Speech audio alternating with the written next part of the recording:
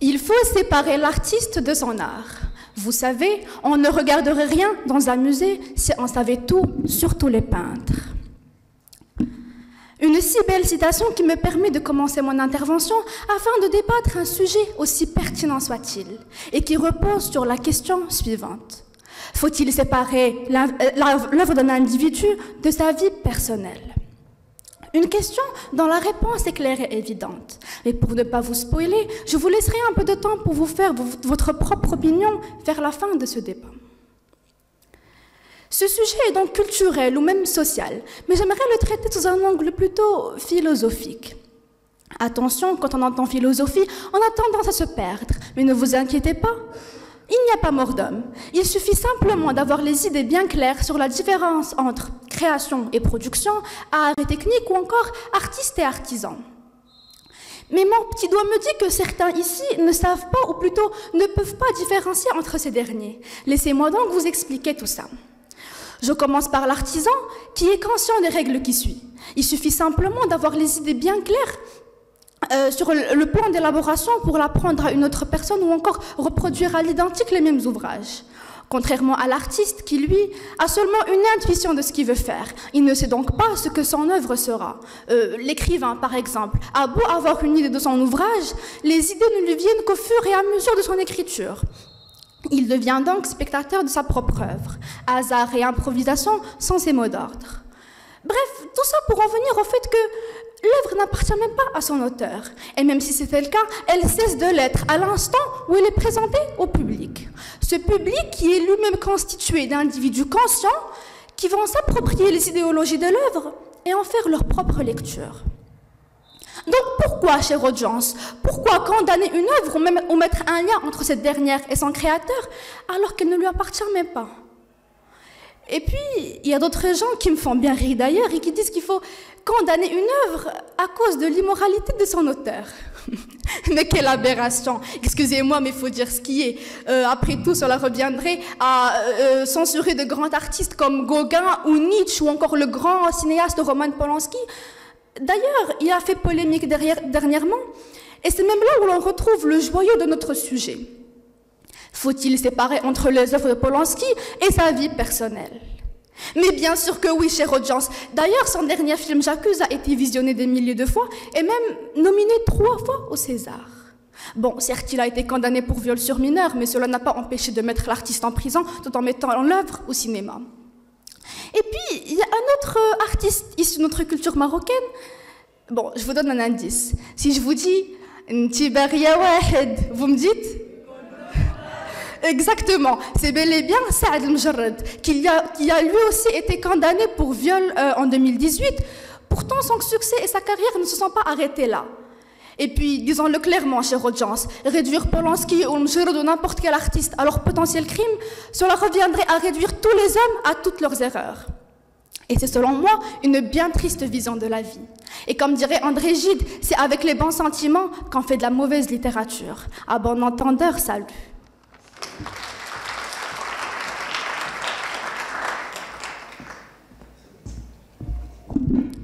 Chère audience, bonjour. Une œuvre d'art qui n'a pas commencé dans l'émotion n'est pas de l'art, a dit Paul Cézanne un jour. Donnons d'abord une définition de l'œuvre. Une œuvre est une réalisation d'un individu doué, en l'occurrence un artiste. Une œuvre peut toucher plusieurs domaines. Elle peut être un roman, un film, une composition musicale, un bon plat culinaire, une belle maison ou encore une invention scientifique. Donc, tout ce qu'on peut comprendre par la phrase de notre cher Paul Cézanne, aussi simple que signifiante, que l'œuvre d'un réel artiste ne peut nullement être séparée de ses émotions, donc sa vie personnelle.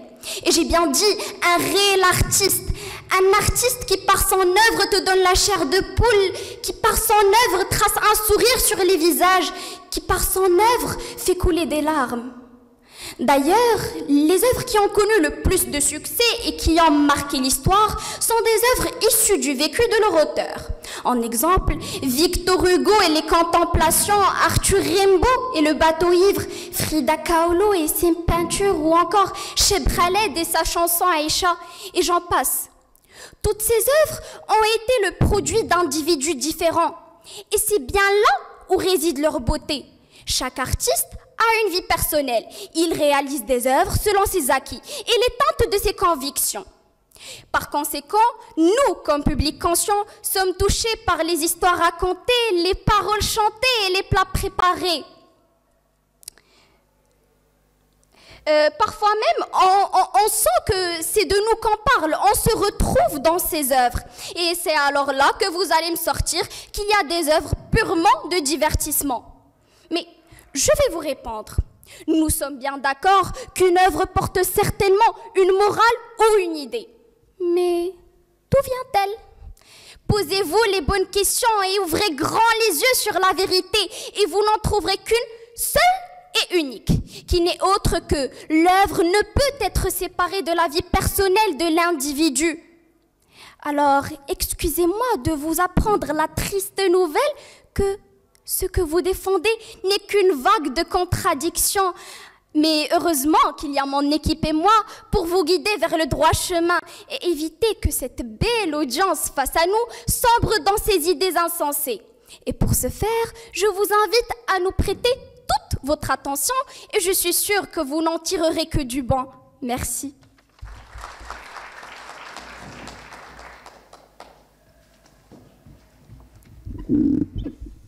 Chère audience, nous nous rassemblons cette belle matinée pour débattre d'un sujet plutôt controversé et dont les avis diffèrent. Mais avant de mettre le pied dans le plat, je voudrais qu'on pense tous à l'hypocrisie. Personnellement, dès que j'entends hypocrite ou n'importe quel dérivé de ce mot, le premier terme qui fait surface dans mon esprit est mal. M-A-L. Eh bien, chère audience, n'avez-vous pas remarqué que la vie personnelle de l'artiste ne voit la lumière du jour et n'est accentuée que lorsque le sujet est péjoratif ou va à l'encontre de la mentalité publique? Les médias jouent un rôle important dans la propagation de ces informations et profitent comme des rapaces de ces carcasses du passé qui continuent à hanter ces artistes malgré tous leurs efforts pour s'en débarrasser. Du moins dans le cadre de leur carrière professionnelle. Car voyez-vous, mes amis, nous vivons dans une société qui encourage la réussite à tout prix, même s'il faut assassiner toute chance d'autrui de réussite sur le passage. Car après tout, quelques rêves et carrières brisées n'est rien comparé à la réussite personnelle. Prenons un moment pour penser à la valeur de l'art produit. Associer toute une vie à une pièce unique qui peut être interprétée d'une manière différente par chacun reste une idée plutôt osée. Il est en effet souvent plus parlant de connaître l'artiste. Nous arrivons à mieux interpréter l'œuvre lorsque nous connaissons des histoires et des anecdotes sur ce dernier. Mais nous avons tendance à ériger l'artiste et plus largement la célébrité au rang de modèle, voire le déshumaniser.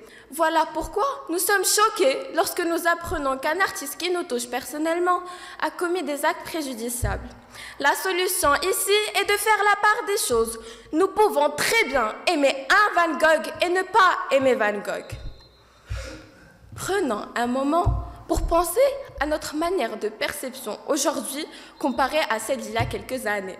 La perception reste un spectre qui change énormément. C'est le cas de la société. Les valeurs morales de la société du XXe siècle n'est rien comparé à celles du XVIIe siècle ou encore de celles du IXe siècle. Et malgré le changement des mentalités, l'art reste le même. Ce n'est que la façon de perception qui change. C'est le cas des philosophes des Lumières, qui n'avaient finalement pas une vision si universelle. Enfin si, mais pas exactement comme on l'entend aujourd'hui. Comme a dit Voltaire dans le traité de métaphysique, les blancs sont supérieurs à ces nègres, comme les nègres le sont aux cygnes, ou comme les cygnes le sont aux huîtres. Encore Jean-Jacques Rousseau, disant que l'amour a été inventé par la femme pour permettre à ce sexe de dominer, alors qu'il était fait pour obéir. Voyez-vous, chère audience, ces philosophes, malgré leurs idées racistes et misogynes, sont idolâtrés par l'humanité pour leur travail, qui reste un art à part entière. Nous ne pouvons pas les boycotter à cause de leur perception personnelle, comme nous ne pouvons pas boycotter ces artistes à cause de la leur. Merci bien.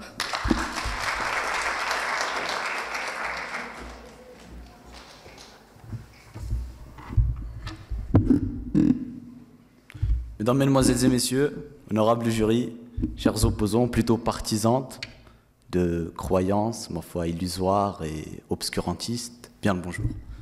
Une question complexe, mais une réponse simple, qui sera suivie d'un argumentaire aussi alambiqué que le sujet de ce débat. J'ai hâte. Commençons. Si je vous posais une question, somme toute très simple. Pourquoi toutes les œuvres sont différentes les unes des autres? Vous me répondrez, en premier lieu, vous vous direz mais pourquoi il nous pose une question aussi évidente? Mais dans la surenchère, vous me répondriez oui, c'est parce que chaque artiste est différent. Mais alors pourquoi un même artiste peut être un touche-à-tout?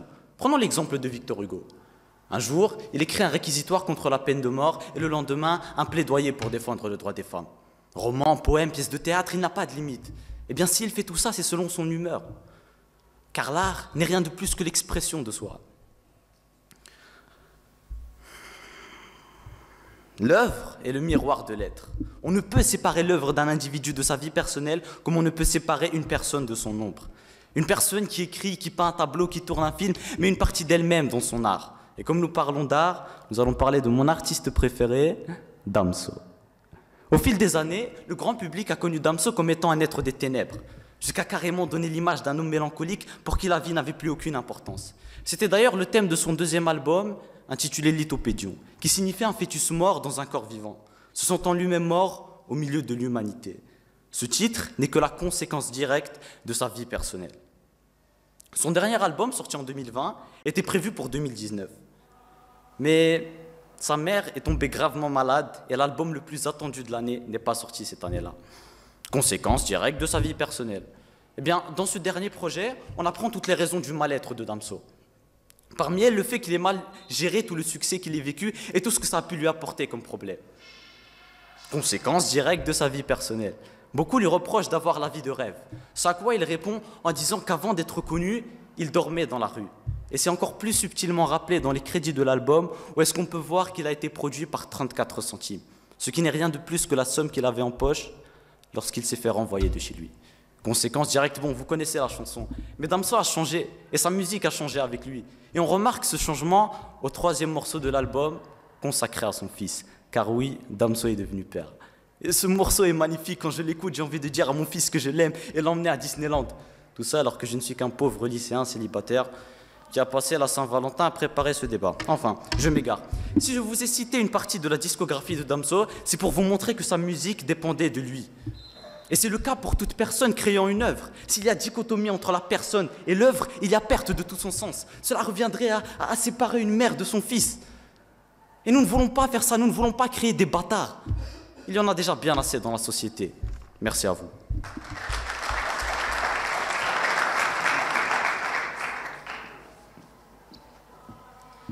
Donc, Monsieur Zahir, je comprends que pour toi, la vie personnelle, c'est immédiatement l'œuvre. Mais il n'y a aucun être sensé qui va partager sa vie du point zéro jusqu'à sa fin. C'est impossible. Donc, je vais te donner un petit exemple. Par exemple, sans Damso ni rien, je vais juste te donner l'exemple d'une femme qui écrit des livres. Cette femme, son mari l'a trompée par malheur.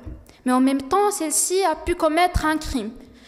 Donc, est-ce que je dois comprendre que toute personne qui lit ses œuvres, qui se reconnaissent parce qu'ils ont vécu la même chose, sont automatiquement des assassins, doivent être assimilés à son crime? Je n'arrive pas à voir la logique. Mais bon, revenons à plus logique. L'œuvre enfreint-elle une loi? Il est juste de sanctionner et d'en empêcher la diffusion. Enfreint-elle la morale? Alors son jugement et sa sanction ne devraient relever que du libre choix de son lecteur, qui choisira de consommer ou pas ce qui outre ses convictions. Est-ce l'auteur qui a commis un crime? Alors c'est à la justice de sanctionner. Autrement, c'est ce qui doit être primordial, c'est le contenu. Bon, ces belles paroles de Nathalie Hench, à peu près, sociologue et aussi spécialiste de l'art contemporain, qui nous rappelle qu'il n'y a aucune loi qui stipule que si un artiste commet un crime, son œuvre doit être sanctionnée, à part si celle-ci elle-même enfreint une loi. Autrement, son jugement ne devrait relever que des convictions et des sentiments de son lecteur et son public. Oh, le public. Le public d'une œuvre est le juge qui la portera vers un succès flamboyant ou la reléguera dans l'oubli. Il est souverain de ses choix. puisque la position qu'a le spectateur ou le public détermine plusieurs choses et à plusieurs dimensions. C'est elle qui détermine la notoriété. Elle sera à la base de cette... Elle sera à la base... Excusez-moi. Elle sera à la base de l'approbation de cette dernière. Elle déterminera et permettra son développement. Bon, prenons par exemple moi, Soraya. Je m'intéresse à une chose. Mais en même temps, quelle honte pour moi de l'appeler une chose, un sacre artistique, qui n'est autre que le miroir de mes sentiments les plus profonds, de mes désirs les plus enfouis. Moi, éprise de cette œuvre, je partage mon admiration avec Amina, par exemple. Elle de même, elle commence à s'y intéresser. Elle en parle à ses amis qui, avec un bon nombre de multiplications, vous devez vous y connaître, chers sciences maths, ce qui était au premier abord une culture individuelle devient une culture collective. Avec un peu de temps, la constitution d'un patrimoine national ou universel se met en place. Et j'espère que vous vous rendez compte que dans notre cas, un patrimoine est un bien immatériel dans notre position, qui appartenant à une entité publique et non privée. Car il nous appartient d'un point de vue personnel. Nous lui appartenons d'un point de vue sentimental. Nous le définissons d'un point de vue notoriétaire. Il nous définit d'un point de vue existentiel. Car oui, au-delà de l'artiste, qui reste un être humain, qui peut boire et manger, qui peut se réveiller et dormir, qui peut être un parfait pieux, ce qui est très rare, ou l'une des personnes les plus infâmes sur Terre, il y a son génie et l'empreinte de ses œuvres, qui restent incomparables avec l'homme lui-même. Bon, ces œuvres narrent et narront aux futures générations avant tout une histoire, un temps, une époque, un vécu.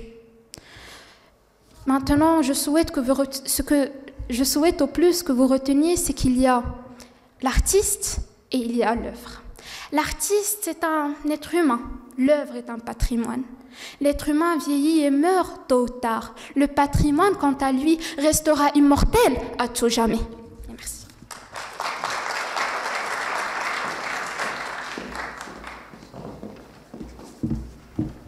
Chère audience, chère jury, chère contradictrice, bonjour. Je suis bien contente d'avoir la chance de débattre d'un sujet ô combien polémique. Il faut séparer l'œuvre de l'individu de sa vie personnelle. La réponse est bien évidemment non. Permettez-moi d'élaborer. Si on prétend séparer l'œuvre de l'individu de sa vie personnelle, cela revient à apprécier l'œuvre uniquement pour sa valeur esthétique, pour sa beauté extérieure et de façon superficielle, et non pour les raisons de sa vraie création, pour le tumulte d'événements qui s'est passé et qui a poussé cet individu à traduire ses émotions en quelque chose de concret que tout le monde peut apprécier. Or, et je n'ai même pas besoin de vous le rappeler, les œuvres les plus exquises sont celles qui cachent derrière une histoire lourde de sens. Et puis, il est difficile de séparer ces émotions de l'œuvre qu'on réalise, surtout lorsque celle-ci représente un support sur lequel on peut coucher tout ce qui nous rend heureux ou tristes. Dans les études de droit, œuvre et créateur sont liés. Pour qu'une œuvre existe, pour qu'elle soit protégée par les droits d'auteur, celui-ci doit lui donner de la personnalité, du caractère, une touche qui permettra à cette œuvre d'être reconnue comme sienne, touche qu'il ramènera forcément de sa vie personnelle. On ne peut séparer l'œuvre de son créateur car celui-ci y a laissé des empreintes partout. La disposition d'une exposition, le choix des couleurs en peinture, le choix des noms ou des prénoms dans les livres, tout cela contribue à donner une certaine unicité à l'œuvre et à la lier encore plus étroitement à celui qui l'a faite. Parlons à présent de ce créateur. Derrière la façade qui est présente au public se trouve un individu capable du meilleur comme du pire. Quand les actes de cet individu vont à l'encontre de nos valeurs et de nos principes, il est parfois difficile de fermer les yeux et de considérer ses œuvres de la même manière, aussi belles soient-elles. Car on ne pourra jamais dire « cette personne est horrible, cette personne a violé des enfants ». Mais oh là là, qu'est-ce qu'elle est talentueuse! Si l'individu commet des actes immoraux, cela le condamnera lui et automatiquement ses œuvres à l'œil public. Je cite ici Sabmami qui se retrouvait carrière ruinée à cause d'un avortement illégal qu'il a fait faire à sa compagne. Ou encore Roman Polanski, scénariste et producteur-réalisateur qui a drogué puis violé une mineure de 13 ans. Ou encore Marion Zimmer Bradley, autrice du cycle d'Avalon, coupable d'attouchements sexuels et de viols contre ses propres enfants. Et il va sans dire qu'il nous faut enrichir ou permettre à quelqu'un de condamné ou de condamnable de tirer profit de ses œuvres. Qu'on s'entende bien, je ne suis pas pour la censure, car la liberté d'expression est un droit. Mais je n'encouragerai jamais cette œuvre sur aucun des plans. Je ne l'achète pas, je ne l'emprunte pas à la bibliothèque, je ne paie pas de place pour la voir et je n'en parle pas pour en faire une pub. Car je ne souhaite en aucun cas faire partie des statistiques de vente ou de vue de cet artiste au talent incroyable. Chère audience, essayez donc de décoller votre ongle de votre doigt, comme ceci. Non, vous n'y parvenez pas. Alors vous ne parviendrez jamais non plus à séparer l'œuvre de l'individu de sa vie personnelle. Merci.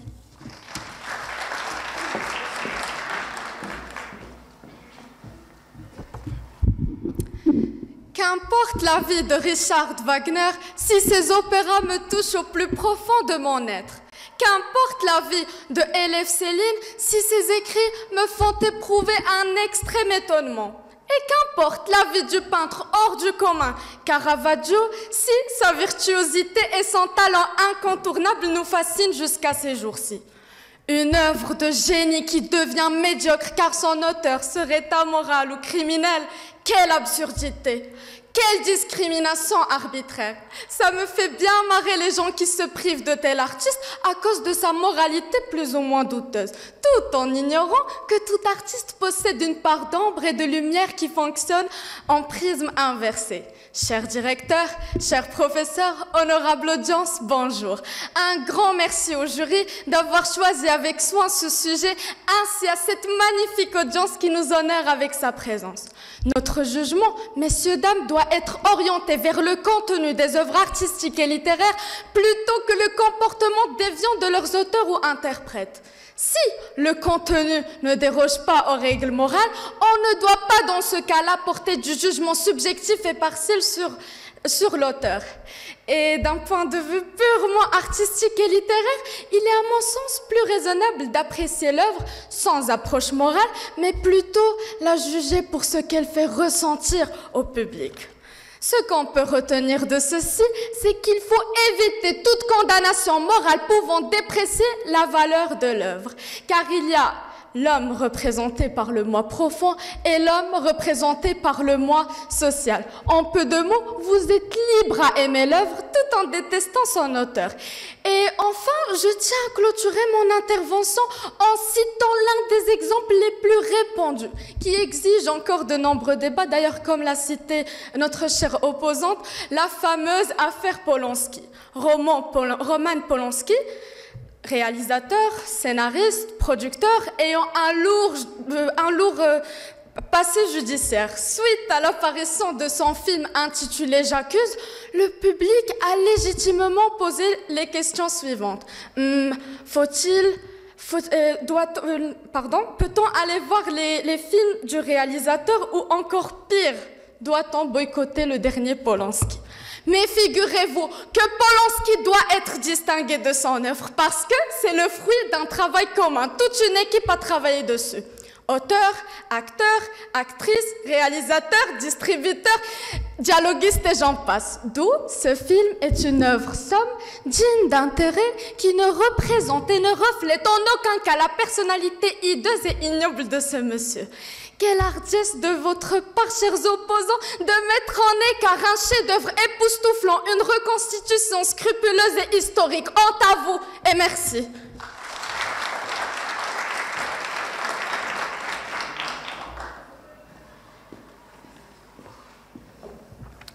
Honorable jury, chers opposants, bonjour. Nous sommes réunis aujourd'hui pour débattre un sujet culturel qui paraît vague, mais qui est plutôt précis. Cela étant déjà éclairci par mes camarades. Mais quelques autres étincelles pour mieux clarifier notre position ne feront pas de mal. Chers opposants, voyons ce sujet d'une manière plus générale. Si un individu est vraiment passionné par ce qu'il fait, il est indéniable de dire que sa personnalité et ses croyances n'influencent pas sa passion. Sa passion est le reflet de ce qu'il est. Si cela n'était pas vrai, on n'aura pas une diversité dans les différents domaines.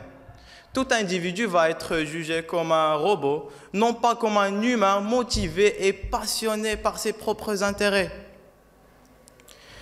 C'est cette touche personnelle qui donne un caractère humain à toute réalisation. C'est elle qui permet de créer des liaisons entre les artistes et leurs admirateurs. En fait, la majorité des artistes utilisent l'art comme un refuge pour échapper à leurs troubles de vie quotidienne, ou bien comme un pont pour faire passer des messages. Alors, comment peut-on négliger tout cela en disant que la vie personnelle n'a rien à voir avec l'œuvre d'un individu? Chers opposants, cette vie personnelle que vous êtes en train de négliger est la vraie source de toute œuvre réalisée. Chère audience, comme nous sommes déjà dans notre cycle de baccalauréat, il est important de savoir le processus pour adhérer des universités. Ce processus que je vais citer est principalement pour les écoles américaines.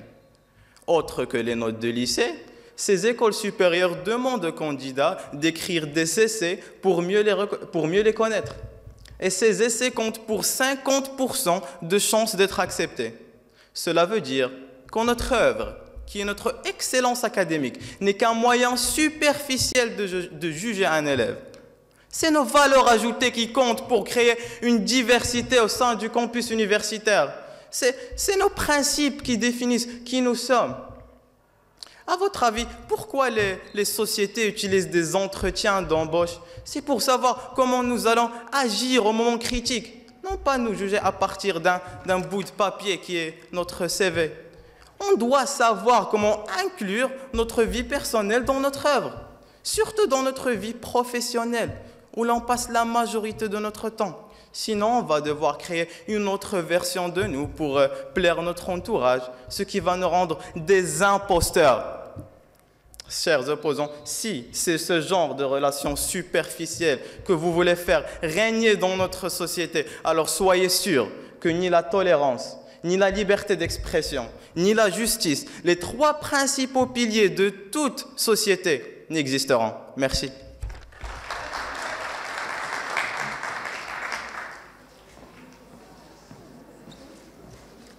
Déjà, Monsieur Jekik, tu dois savoir que les comportements en public n'ont rien à voir avec les comportements en privé. En même temps, ce qui me chagrine, c'est que vous êtes en train de dire qu'un criminel n'a pas le droit à la rédemption, en quelque sorte, qu'il doit... par exemple, les prisonniers ne devraient plus avoir accès au programme de réinsertion. L'être humain n'a pas droit à une deuxième chance. Son erreur doit le suivre jusqu'à la fin de sa vie. Pour vous, c'est soit la perfection, soit rien. Alors laissez-moi vous détromper, la perfection n'existe pas. Plus besoin de s'attarder sur de telles absurdités, mais parce que tout simplement, je vais conclure ce débat en répondant à cette question. Il faut séparer l'œuvre d'un individu de sa vie personnelle, plutôt faut-il. Avant ceci, permettez-moi de vous poser quelques questions. Apprécier du Zola fait-il de nous des matérialistes? Dévorer du Victor Hugo fait-il de nous des personnes qui tolèrent l'harcèlement sexuel? Admirer du Picasso fait-il de nous des tyrans à l'égard des femmes? Succomber à du Caravage fait-il de nous des assassins? Tout simplement les réponses sont non, non, non et non. Puisque quand je m'émerveille devant l'œuvre, je ne m'émerveille pas devant l'artiste. Étant un être humain comme un autre dans un si somptueux univers, mais devant son génie qui transperce les dimensions temporelles, son génie qui défend des causes si dignes, malgré que les actes de son auteur soient indignes, son génie qui nous ouvre le porte d'un monde, d'une beauté et d'une perfection si admirable, un monde si utopique qu'il me fait oublier notre réalité. Cette réalité étouffée par la décadence et l'inconscience de l'espèce humaine. Cette espèce humaine impartiale et sans pitié à l'égard de ses égales. Alors faut-il séparer l'œuvre d'un individu de sa vie personnelle? Oui, oui et 1000 fois oui. Pour vous confirmer ceci, je n'ai qu'à citer les paroles de Bertrand de Saint-Vincent, qui dit « La vocation des artistes n'est pas d'être des professeurs de vertu. Si on devait repasser en revue les plus grands noms de l'histoire, bien peu échapperaient au peloton de l'exécution. Les artistes sont les plus grands infréquentables, mais les œuvres ne le sont pas. Ainsi, chers opposants, chers publics et chers jurys, je n'ai qu'à vous dire, vous n'avez pas à vous sentir ni coupable, ni responsable d'apprécier une quelconque œuvre. Et merci.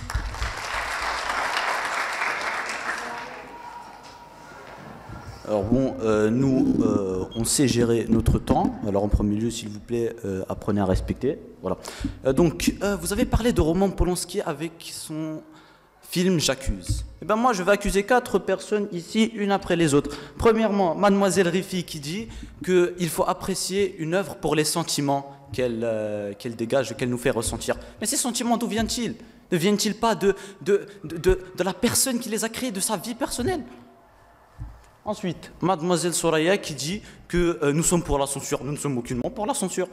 Madame Soraya qui dit que nous sommes en train de réduire l'œuvre à la vie de celui qui l'a créée. Mais non, l'œuvre est quelque chose qui fait partie de la vie de celui qui l'a créée. Ce n'est pas la même chose. Ensuite, Madame Zouine qui dit que oui, ou plutôt les gens en général disent, comment dirais-je, ils disent, ou plutôt font connaître des œuvres parce qu'elles sont péjoratives. Mais comment ça? Nelson Mandela, il a été connu mondialement pour avoir fait le bien, pour avoir combattu le racisme. Et ensuite, les philosophes des Lumières, ils sont mauvais par rapport à qui? Par rapport à quoi? Pour les Blancs, un philosophe raciste, c'est un philosophe qui fait partie de leur, qui fait partie de leur ethnie. Ou plutôt pour les femmes, un philosophe misogyne, pour les femmes et leur ennemi. Mais pour les hommes, ils n'ont pas de problème à se faire. Et pour terminer, je vais citer Mademoiselle Camélia, ou plutôt Madame, parce que Madame Camélia a cité Roman Polanski. Et Madame Camélia est une féministe engagée. Madame Camélia met des posts en story pour défendre le droit des femmes. Mais Madame Camélia est en train de défendre quelqu'un qui viole des femmes. Madame Camélia serait-elle schizophrène? Eh bien, si c'est le cas, Madame Camélia n'aurait pas dû se tenir debout derrière ce pupitre, mais allongée chez un psychologue. Bien. Alors, la personne, ou plutôt l'artiste en tant que personne, devra certainement faire l'objet de censure, de sanctions pour des décisions qui ne sont pas toujours acceptables dans le domaine moral. C'est ce dont je parle depuis tout à l'heure.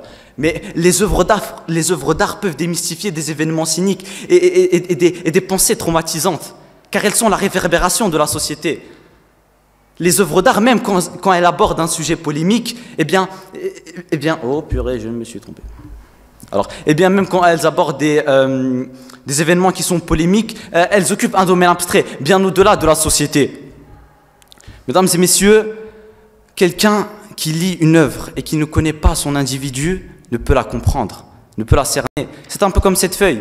Elle est vierge. Mais vous pensez tous qu'il y avait quelque chose d'écrit ici. Merci à vous.